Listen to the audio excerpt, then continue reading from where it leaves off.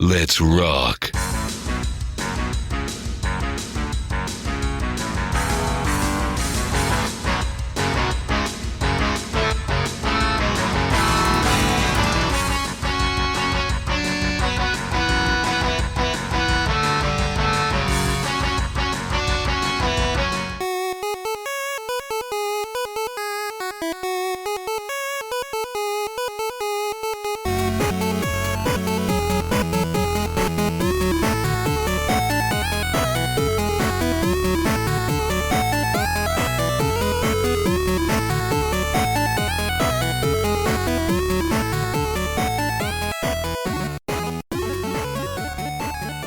Hey everybody, welcome to another episode of Classic Gaming Brothers. I'm Seth. And I'm Zach. And we are the Classic Gaming Brothers. We are the Classic Gaming Brothers. That's right. That's right. You know, Seth, it's great that I can see you. I know. It's been weird the last couple of times we recorded. You just did it with your eyes shut the entire time. Yeah, it was weird. No, for context listeners, I didn't have a webcam for a bit. So the way Seth and I record is we like to set up webcams and we don't show you guys this, but we see it, which is weird because we're in the studio together. So I don't know why we set up the webcams. Well, we have the wall between us. Our studio is very small. So we have small rooms where sometimes we record in separate rooms and sometimes we record in the same room. But we're always recording. At least that's what Producer Doug says. That is one of the things he says. He says, time is money, money is power. And I say, but we have neither. Do you know what I like? You know my favorite thing about Producer Doug is? That he's also our corporate counsel. Yes, that is nice. That is nice. Some people ask if he has a law degree. Anyway. Some people ask if he has a law degree, and I ask them, what's it to you? Zach, what have you been playing recently? Seth, recently I've been playing Quake 2 RTX, which was released in 2019 by Lightspeed Studios and NVIDIA. And it is basically just Quake 2, the game from 1997 developed by id Software, but with ray-traced graphics. And for those who don't know, ray-traced graphics are something I can't even really describe properly. It's just a new technique in graphical fidelity, using different lighting techniques and stuff to make games look more realistic. It's primarily done to the lighting to make the lighting look and behave more like actual light, so it would actually reflect off of certain surfaces. Yeah, what I like about ray tracing real quick, or that I think is interesting, is that sometimes games use ray tracing to do mirror effects, and other times they just model an entire same game in the other side of the wall.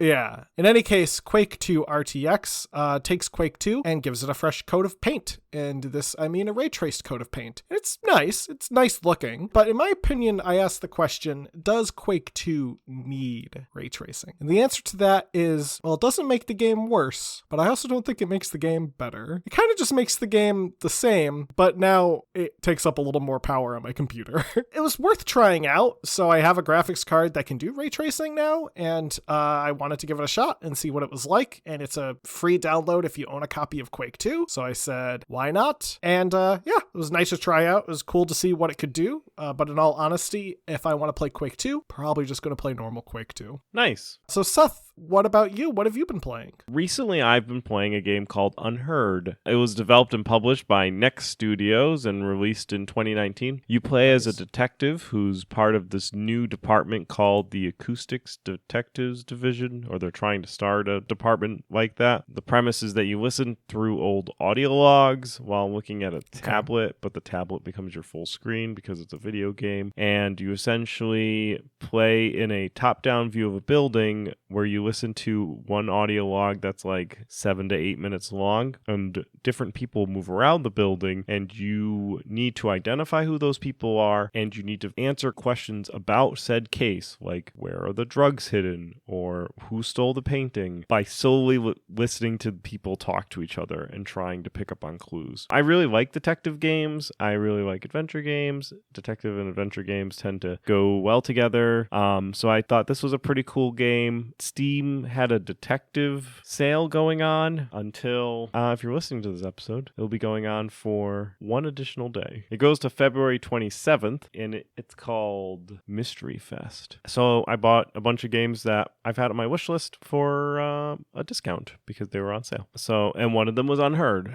And so So I started playing through that. I also wanted to have a honorable mention for my recently played today. I've been recently playing through Mafia, the Definitive Edition on my Steam Deck, and I've been enjoying it. I've gotten much farther than I think I mentioned that I was playing it a while ago, but then I started playing it again on my Steam Deck, and I kind of churn through games while on my Steam Deck versus on my computer. It's pretty funny. So I was playing Mafia on my Steam Deck, and I like the Definitive Edition. I think they did a good job remaking it, but all the voice actors changed, and it's really weird because nobody sounds the same, but they all look kind of the same, but they were remastered. Well, they were very blocky in the original Mafia, but they kind of look a little different, but they all have the same mannerisms. It's just like you're in like a bizarro world. Especially me, because I beat Mafia, like, I think the original Mafia, I think I beat like 3 times, and it is a very good story. So playing the remake is like playing like bizarro Mafia, but it's fine. It's been good. So yeah, I did a 2 for today because I wanted to talk about Mafia, but I think I already talked about Mafia, and I didn't want to take up my recently played with a game that I already talked about. So I talked about Unheard, and I talked about Mafia. Yeah, that's my job, to take up recently plays with games that I've already talked about. Wasn't there a game that you played like 3 episodes in a row? I did Battlefront 2 twice in a row, but that's because I played a lot of Battlefront 2. Anyway, today we're not talking about Battlefront 2. We're not talking about Quake, and we're not talking about Mafia or Unheard. Today we're doing an episode about a franchise that is long overdue for a classic Gaming Brothers episode, I think. It is a staple of the DOS era, and that game is Duke Nukem 3D. Oh, I thought we were talking about Duke Nukem, not Duke Nukem 3D. Well, we're talking about Duke Nukem and Duke Nukem 3D. Oh, yeah. To talk about Duke Nukem 3D, we have to talk about the original Duke Nukem games, which were in fact 2D. And the original Duke Nukem games came out in the 1990s and were developed by a company who was called Apogee. Now, Apogee was founded by Scott Miller. His father, Boyd Miller, was an engineer at NASA and worked on the Apollo and Gemini programs. Scott briefly lived in Australia with his family, and in the 1970s, he wrote simple games on a Wang 2200 computer, and these games were pretty much just text adventures. His family later moved to Texas, and Scott began attending high school. In high school, he would start building more text adventure games on the school's Apple II. During this time, he would frequently hang out with a George Broussard, who would later go to work with him at Apogee. Scott graduated and spent some time working at the local amusement arcade. He saved up some of his money and began attending the University of Dallas, where he would drop out in his sophomore year, and he did this to focus on game development. Now, Scott had a growing interest in what was called Turbo Pascal, which was a language that was integrated with the IBM personal computers. And he used this knowledge to begin working on various small games that he would release for free. And he also wrote a book with George Broussard that was about how to beat various arcade games. And while this book is no longer really available, it did land him a job as a video game critic for the Dallas Morning News. He worked in that position for 4 years and used the money to buy a 16.5K modem that he installed at his parents' house. Then he quit his job. That's fun. I just feel like arguably he probably used his salary over that 4 years to do other things, but it's just the idea that he's like, all right, bought the modem. Bye, guys. But I feel like the cost of the modem was 4 years of his salary. Now, Scott's earliest games were fairly simple, using extended ASCII characters for graphics. He typically distributed his games via bulletin board systems, as self-printing copies were too expensive. His earlier games were Beyond the Titanic and Supernova, which were text adventures and were released as shareware in 1986 and 1987. For these games, he received roughly $10,000 in donations from those who downloaded them, which is actually, I would say, pretty good for back in the 80s for essentially a hobby. Yeah, for college dropout living at his parents' house, it was probably any money was good money. Yeah, and like shareware and bulletin board distribution and mailing stuff to people's houses to get games out, that's a thing. And that's a thing that was happening during this time. We've talked about it before in other episodes. I think even when we talked about ZZT, we talked about Code Red and how Code Red was like you had to mail a letter requesting and the floppy disk would arrive. The next game that he worked on was Kingdom of Kraz, and proved to be a much more larger game to be giving away for free. So for Kraz, what Scott would end up doing would be adopting what he would call the Apogee model. This consisted of uploading a portion of the game as shareware to a BBS, and at the end of the demo, that shareware version, there would be a mailing address which would be provided and people could request additional copies of the game. So he would go on to break Kraz into 3 parts: Kingdom, Caverns, and Dungeons. And he shared Kingdoms to the BBS. And he sold the Caverns and Dungeons as additional episodes. Really, like, ahead of his time there. This is like Telltale Studios type of way of selling games. This would also become the way that games were distributed in later years. Doom would be distributed this way. ZZT, Wolfenstein, a lot of games adopted this model. It was really kind of the model that rightfully was called the Apogee model because Apogee did it first. Because he started doing this, he needed a name for this small company to be more professional when releasing games this way. And so he came up with Apogee Software Productions. Something that's cool about this method of you just write to this mailing address. This mailing address was Scott Miller's parents' house. So at the end of these shareware games, he had his parents' house, their address, literally just there. In later years, Scott would move out of his parents' house, but that address was always kept as a forwarding address because he would honor the mail-ins for people that requested copies of the game and other games that he would release in this episodic manner, to the point where his parents later moved out of that address and they had a forwarding rule put in place so that any letters that come to the house would get forwarded to Scott to make sure that he would honor the games that still had that episodic release. In hindsight, he probably was like, I should have just put a P.O. box in there. And he could have put like Apogee Software and then put the address of his parents' house. It's not like Google Maps was a thing. People weren't just able to look up where this building was and know like, oh, that's a personal house. Kingdom of Kraz and the Kraz series would go on to be extremely successful for Scott, where it's estimated that he made somewhere around $80,000 to $100,000 in total. And that's like 80s money. So that's really good money, especially once again, for kind of a hobby that is now blossoming into a real job. And it was reported that he was getting between $100 to $500 a day for Kraz. Scott would go on and hire his friend George Broussard to merge Broussard's company MicroFX into Apogee. Apogee would go on to create many games through the 1980s and early 1990s, such as Pharaoh's Tomb, some sequels to Kingdom of Kraz, like Super Kraz Trilogy and The Lost Adventure of Kraz. They also got into the business of publishing games and published Commander Keen Invasion of the Vorticons from id Software. Now, the original Duke Nukem was released in 1991. Per some sources, the game was partially developed with the help of id Software's John Carmack, who assisted one of the designers with some low-level assembly code. In Duke Nukem, you play as the titular Duke Nukem, as you go around blasting aliens and defeating the evil Dr. Photon. The game was originally called Heavy Metal, but Scott Miller reportedly hated the name, and he decided that the name should have a connection to the lead character, kind of like a superhero or like a comic book. And he proposed the name Duke. He thought it was a good, strong name. And the programmer, Todd Rapulgi, proposed the last name Nukem. This would be the perfect pairing of names ever, if it wasn't for the fact that it almost potentially could have gotten them in trouble. Out of fear, they actually released the game as a different spelling for one of the later releases. They called it Duke Nukem, spelled Nukum, due to fears that Apogee would be sued by the creators of Captain Planet and the Planeteers, which featured a character by the name of Duke Nukem. If anyone is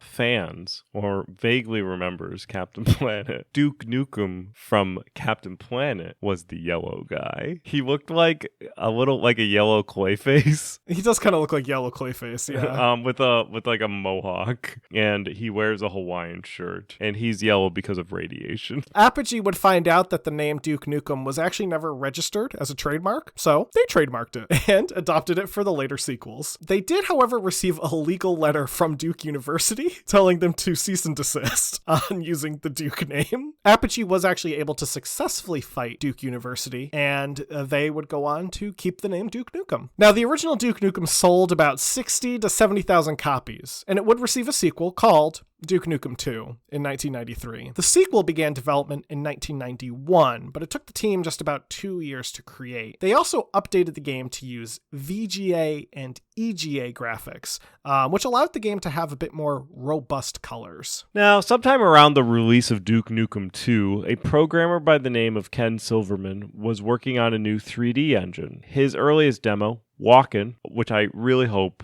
was where you played as Christopher Walken, was sent around to some companies for their review. This version was primarily a tech demo and was limited on features. He would go on to modify Walken and would release a freeware game through the publisher Epic Mega Games called Ken's Labyrinth. This version had an added money system, music, and interactivity between objects like slot machines, water fountains, and other items. One of the companies that Ken submitted the game to was Apogee Software. And look at this. Scott has gone on from making games in his parents' house to being a company that gets solicited by other people making games in their parents' houses. They actually turned down Ken Silverman's initial proposal. They said that it was very impressive, but they wanted to see it do more. The engine that Ken created for Ken's Labyrinth would eventually become what we know as the Build engine, which was a 2.5D first-person engine. You know it's 2.5D because it's like the window maze screensaver. It's a 3D environment, but it's a little flat. The engine has some similarities to the Doom engine and arguably could be mistaken for a modified version of the Doom engine at first glance. The Build engine was a bit more complex, however. For one thing, it had the ability to have vectors of the level manipulated in real time, such as shape, height, and slope. This allowed for games to have destructible environments, which, historically, Doom didn't have. You could shoot whatever you want in Doom. It wasn't going to break.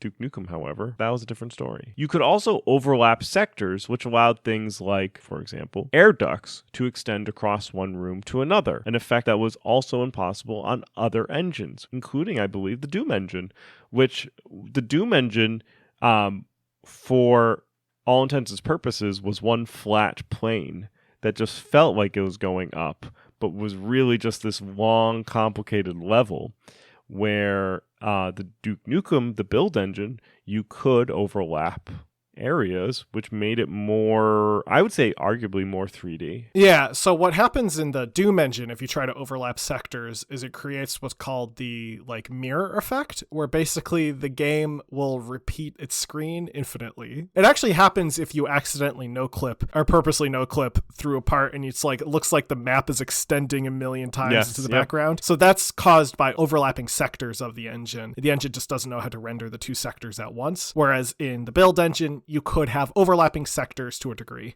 There were, however, some limitations, such as the way the level geometry behaved, but some of this could be intentionally manipulated to make it appear that rooms were stacked on each other, when in reality the player may be moved to a different sector of the game seamlessly. The first two games to officially use the Build engine were Witch Haven and William Shatner's Tech War. Arguably, the best game to use it was Duke Nukem 3D. Duke Nukem 3D began development with a budget of $300,000 and a team of 8 people, growing to about 12 to 13 by the end of its creation. Scott Miller wanted the game to feel more realistic than other shooters, and wanted to include things like cinemas, strip clubs, and bookstores, and police stations, as opposed to the more fantasy or sci-fi settings. But Duke Nukem does contain plenty of fantasy and sci-fi settings as well. Don't assume that the game is all grounded in realism. The game would also not be developed by Apogee, or rather, it was developed by Apogee, but Apogee had changed their name. You see, in 1994, Apogee created 2 brand names, 3D Realms for 3D games, and Pinball Wizards, which is a stupid brand name, but I love it. So the plan was that Apogee was going to use 3D Realms to bundle any 3D games they made, Pinball Wizards to bundle any pinball or probably other type of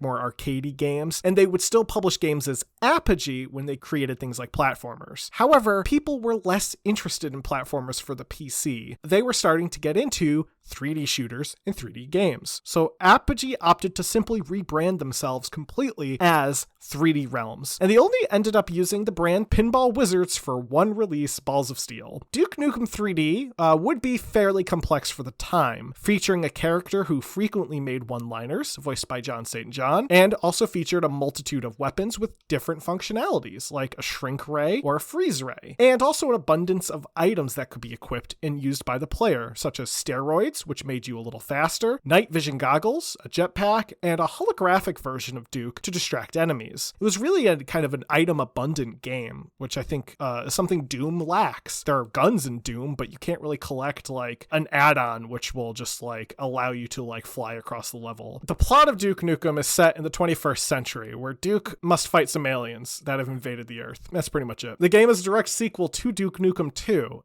which ends with Duke leaving to return to Earth. In Duke Nukem 3D, you are returning to Earth in your spaceship when you're ambushed by aliens and shot down. This starts Duke's first moments, where he says, "Damn, those alien bastards are gonna pay for shooting up my ride." From here, Duke must now make his way through the levels while making tons of references to Aliens, Dirty Harry, Evil Dead 2, Full Metal Jacket, Jaws, Pulp Fiction, and probably most famously, They Live, with a line that I think a lot of people credit to Duke now. "It's time to kick ass and chew bubble gum, and I'm all out of gum." Actually coming directly from a line spoken by Roddy Piper in the movie They Live.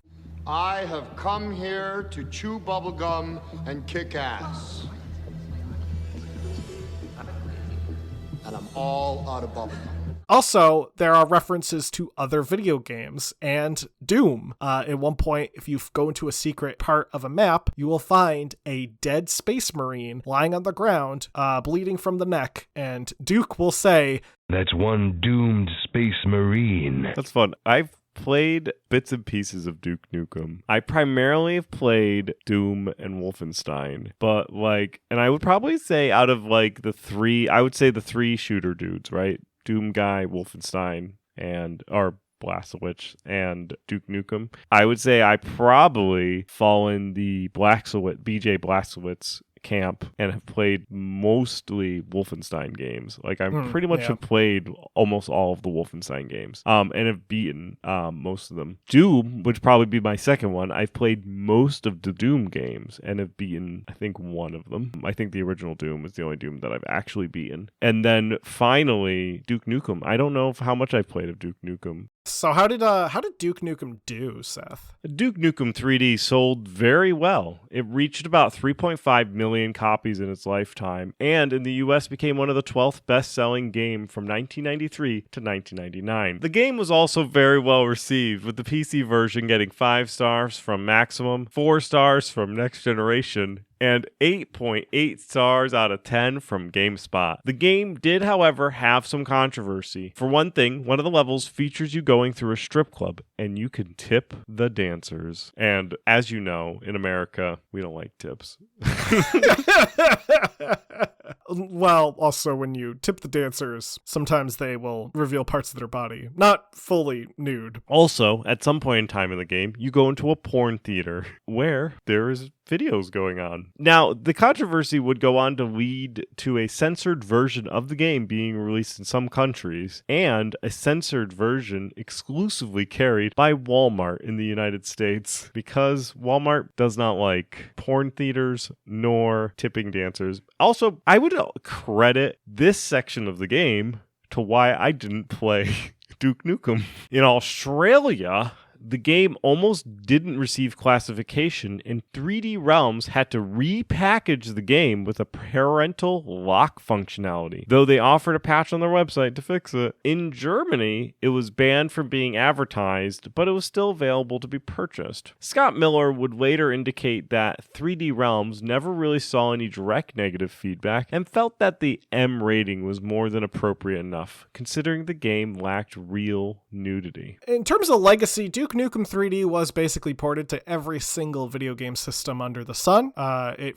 also featured a lot of different versions, add-ons, and unofficial map packs, very similar to Doom. The original version of the game was released as shareware in January of 1996, and a full version in May of 1996. The full version also contained both Duke Nukem and Duke Nukem 2 as bonus material. The Atomic Edition was released in 1996 and contained all 3 episodes and a 4th new episode. An update called the Plutonium Pack was also released that allowed players to upgrade their original release to the Atomic Edition. The Atomic Edition also contained some reworks in the game's code to allow it to be easier to mod. It also added new enemies, a new boss, and a new weapon called the Expander. A Macintosh version of the game was released in 1997. Various other versions would come out through the late 90s to the modern era. The most recent version of the game is the 20th Anniversary World Tour, developed by Nerve Software and Gearbox Software in 2016. This version features re-recorded voice lines, new music, a new episode, new enemies, and new lighting effects. There was also a version of the game released for the Sega Saturn, PlayStation 1 called Duke Nukem Total Meltdown, N64 called Duke Nukem 64, Xbox 360, iPhone, Nokia N900, and a port created for the Sega Genesis by a Brazilian company called Tectoy. There were also various spin-offs.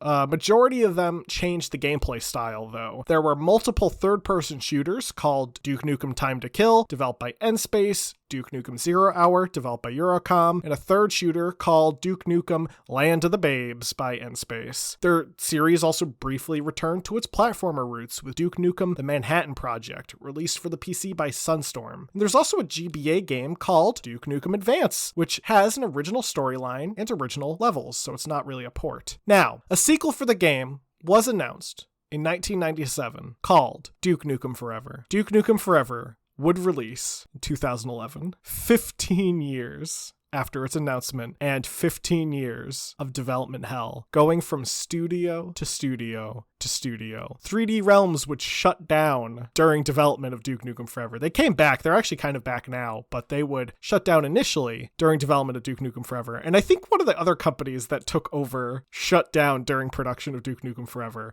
It was development hell in every sense of the word, and honestly, probably wasn't worth the wait. Duke Nukem Forever is on promotion until the March 2nd, where you can pick it up for $4.99. Its MSRP is $19.99. Duke Nukem Forever, I think, is one of those things that we could probably dedicate a whole episode to just talking about the development of Duke Nukem Forever. It's 15 years of information. That's pretty well documented because they kept releasing trailers for the game. And 54 on Metacritic and mixed reviews on Steam. Yeah, again, I don't think it was worth the wait. I feel like if it came out in 2000, it would have been like a really good. Arguably, the version of Duke Nukem Forever that we got probably would have sold really well back in 2000. And it still has 2000-like humor. Yeah. Well, that's going to be our Duke Nukem episode. Maybe I'll check it out now that I've talked about it. If you haven't played Duke Nukem, I recommend it. It's kind of that. It's definitely got a sense of humor and a sense about it that is very dated, especially with how Duke talks about women. So if that's something that might make you uncomfortable or just something you're not a fan of, maybe pass on it. But if you are just kind of looking for a kind of mindless game, yeah, check it out. Anyway, right now we're going to get into our Retro Rewind, where we talk about games that we gave each other last week. Last week, Seth had me play XCOM Interceptor, which is not XCOM Enforcer. XCOM Interceptor is the 4th game of the XCOM series, developed and published by Microprose, and it's a strategy / spaceflight / business simulation game where you command various XCOM bases and monitor for alien life by probing alien planets.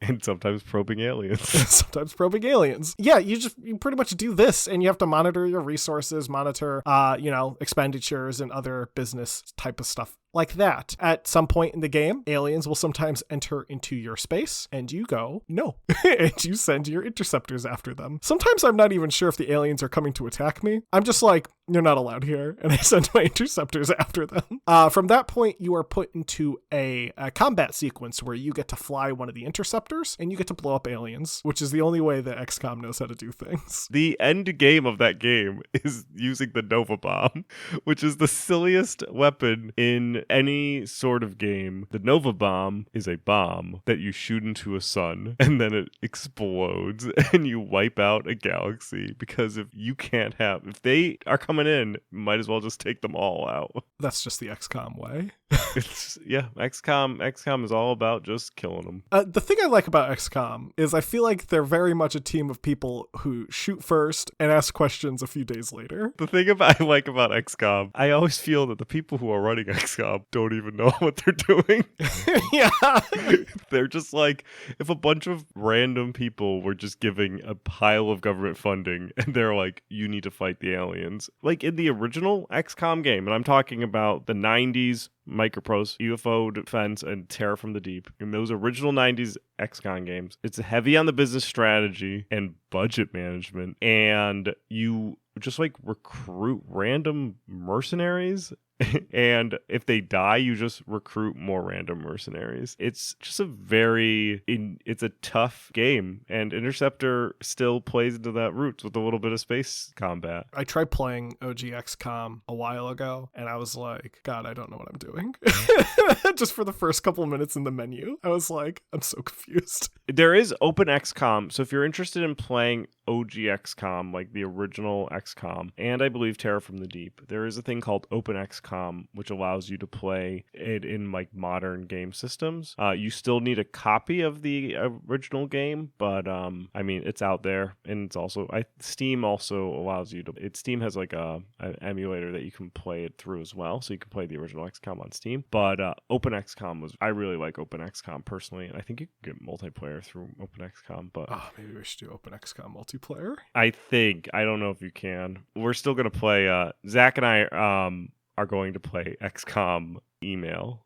Just talking about XCOM for a little bit, and then I'll talk about Zach can assign me my retro rewind. There is a game that was called, was it Email XCOM? Yeah, it was called Email Games XCOM. Yeah, Email Games XCOM, which was originally done by Hasbro. And when Hasbro, I think we talked about this in our original XCOM episode, when Hasbro shuttered their studios, they shut down the XCOM servers, so people couldn't play it. The game errors because the emails that you send in the game go to the Hasbro servers. Well, there have been people out there very concerned about this game, and they have fixed it to either be played by sending a file to somebody or through Discord. So Zach and I are going to spend a night, and we're going to figure out how we get everything situated, and then we're going to play by post some XCOM games. So anyway, I thought the combat portions of Interceptor were fun. I thought that the strategy portions were clunky, but also fun. I think XCOM, I think games of a certain era are naturally clunky, which is why I like them. I think XCOM has a particular nostalgic clunk to it. Even though I don't remember you playing Interceptor when I was younger, I still feel like I'm playing XCOM into strategy portions. It just feels like XCOM in that part, especially with like the map and stuff that you have. And we have your base that you have to manage. Yeah, you have the base that you manage, and I think a lot of the sound effects are the same and stuff for like the menu items. I think this is the first time that XCOM soldiers have voices, and then Enforcer would be the second time, and that's a tragedy. But anyway, Seth, next week you're not going to play XCOM, despite how much you would probably want to. Next week you can play Scuba Venture: The Search for Pirate's Treasure for MS-DOS by Apogee Software. Fun. I also played a vaguely Apogee game for my Retro Rewind. Zach had me play Kingdom of Kraz. It's a roguelike game that was created by Scott Miller, who was the same Scott Miller that we talked about throughout this entire episode. And we even mentioned Kingdom of Kraz at some point in time in this episode. It sold very well in the 80s. He published Kraz in 1987, and it was inspired by the dungeon crawling game Rogue. And Kingdom is the first of a trilogy, Kingdom, Caverns, and Dungeon. The game is pretty tough. It has ASCII graphics, as we mentioned. So you play as a little face dude, blocky person that moves up and down. You got to collect gems, and you get a whip, and you can teleport. But you have to find teleporting powers. You start off so in Kingdom of Kroz, you have to get to the bottom level, and the deeper you go, the more points you get. And every level is just besieged by bad guys. And they all move very slowly, but there's a lot of them. And if you hit them, you lose gems. And you find gems, you can get more of your hit points, essentially. I got to the third level when I played, and it was definitely tough.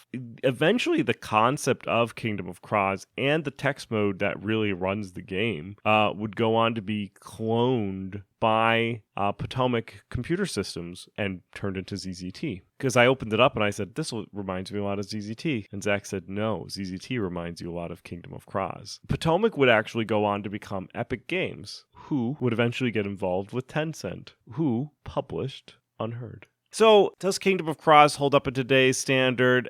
I don't know. It doesn't. It's definitely like a time capsule of a game. So if you want to feel what it's like to play computer games back in 1987, you can give Kingdom of Kroz a check. I think it would have been awesome back in 1987. And it's definitely because of the ASCII characters. And if you had a good imagination, it could be a lot of fun. But I think that there's probably better roguelikes out there if you want to play a roguelike. Next week, Zach can play Outrun for the Sega. Nice. We'll do. Sega Genesis? Sure. Or Sega Arcade if you really want.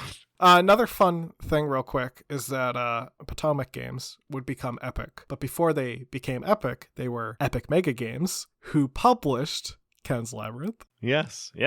Full circle. They're all a little connected. Also, don't forget that we will be at PAX towards the end of March, whenever PAX East is happening. This weekend, while listening to this episode, this is the episode you can listen to us while we attend the Boston area retro show. And if you want to listen to us while you're not at the Rockland retro area retro show, you could retro. I don't even know what I said back then. If you want to listen to this episode while you're not with us, you can go and find it wherever podcasts are available to listen to. You can also, if you want to reach out to us, you can send us an email at classicgamingbrothers@gmail.com. You can also follow us on social media, as our Facebook, Instagram, and Twitch are all at Classic Gaming Brothers, and our Twitter is CG Brothers Pod. We always appreciate when fans like us, review us, and subscribe to us, so do all those things, and we'll think positively of you when we go to sleep. And finally, I think that's everything. Zach, did I miss anything? Don't play games like my brother. And don't play games like my brother. I've been Zach. And I've been Seth. We've been the Classic Gaming Brothers. That's